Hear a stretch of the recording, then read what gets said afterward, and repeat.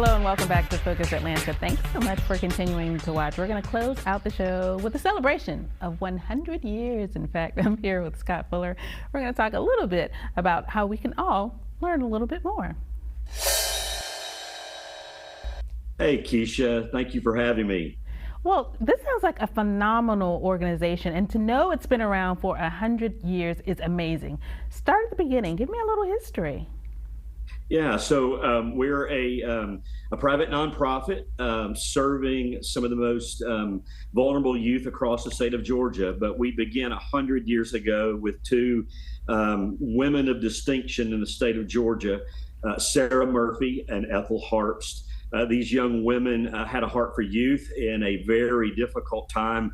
Ethel Harpst was a home missioner placed at the settlement house up in Cedartown, Georgia, which was a poor milling village, and she was bringing health care to women and education to youth in that area when the influenza outbreak a century ago and tuberculosis outbreak took place, and she found herself surrounded with children without parents. And through her connection within the church, she rallied communities to bring funding to build buildings to begin the Harpst Home.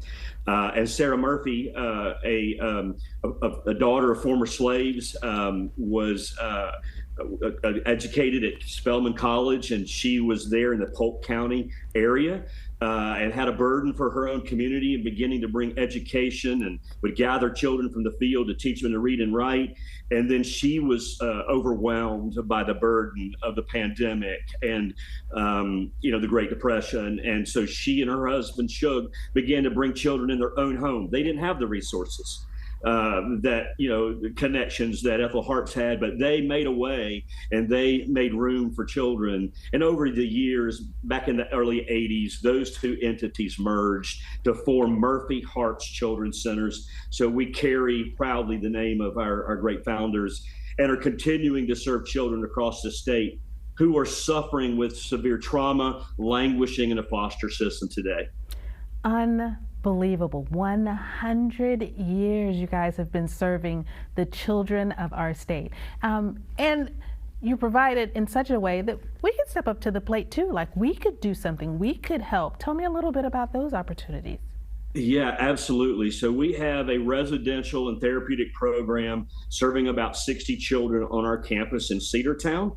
And we also have families that foster around Metro Atlanta, and Evolve Homes, a new initiative to reach children in local communities in Augusta and surrounding counties. We depend upon volunteer support.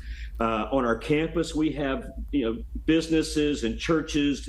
Individuals will come and volunteer their time to celebrate a birthday with our children, to provide recreational experiences, do in-kind donation drives, providing all kinds of needs, Christmas gifts, that type of thing, back to school needs.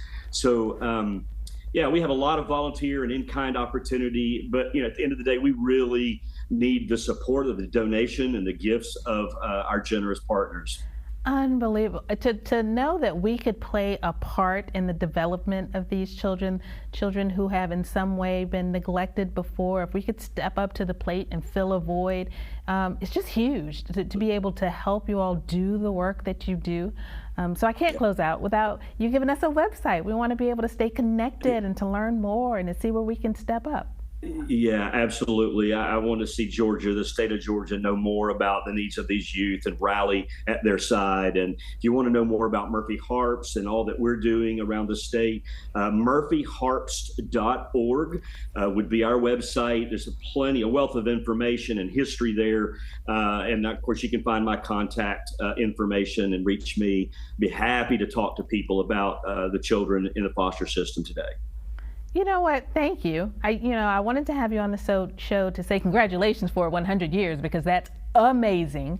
But also to just say thanks, because I know that often we don't get to see the faces behind the work who are working for our children. When you're working for our children, you're working for us because it is the next generation that's going to take us, to the next level.